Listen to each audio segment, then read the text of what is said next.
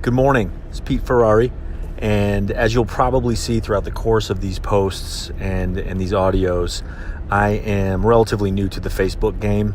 Although I'm not new to the life goal charting, diet and fitness goal charting game. I've been doing that for nearly 40 years.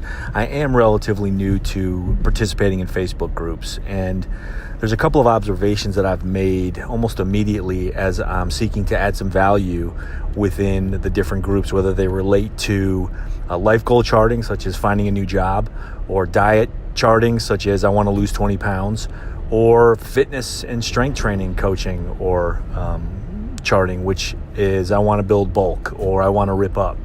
And I'm seeing a lot of good folks asking a lot of good questions that are new to the game in these respective environments.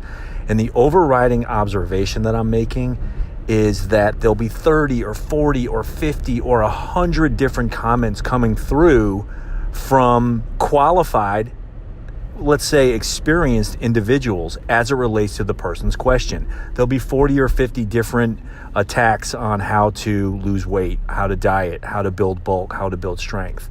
And most of the comments have some level of concreteness. However, what I'm not understanding is the lack of follow-up questioning before the initial question is answered.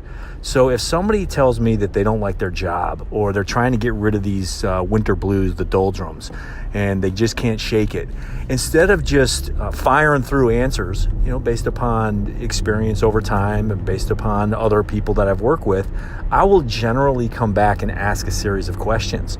Where do you currently live? Because climate is relevant to moods.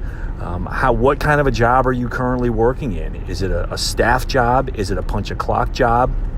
What's the environment like? As it relates to dieting, what kind of a metabolism do you have? Do you generally gain weight easily? How tall are you? What do you weigh? How old are you?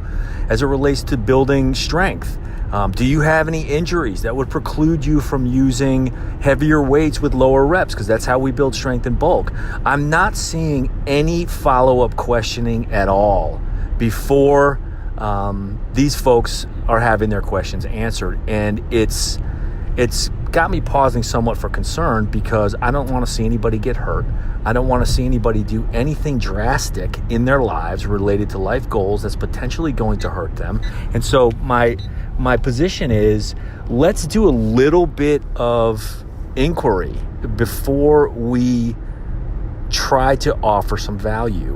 Anytime in my life I've ever employed anybody with any of my clients now, whenever there are questions or issues or goals that are being identified in order to be met, there's always a line of questioning. There's always a degree of introspection that's involved. Before we can engage in action, we want to do some level of self-discovery. That's what's going to put us back in touch with our senses. That's what's going to make sure that the goals we think we want are actually the goals we want. That's what's going to make sure we understand what advice is competent and cogent regarding the objectives, and what advice may be a little bit left of center, not by fault of the person who's answering the question, just by the very nature of who we are, where we live, what we do, and what we seek to accomplish. So I think you're going to hear a lot of that from me coming forward. Folks, I would encourage you to understand at a base level what it is you are seeking to accomplish and why. And then when asking somebody or posing questions to somebody, make sure that they're taking the time, at least at a cursory level, to see where you are, see what you've got, see what you intend to do. I think that is really going to abbreviate the timeline for success. It's going to get you where you want to be faster, and it's going to do it healthily. So I hope that means something to everybody, and I hope you all have a good day. Thanks.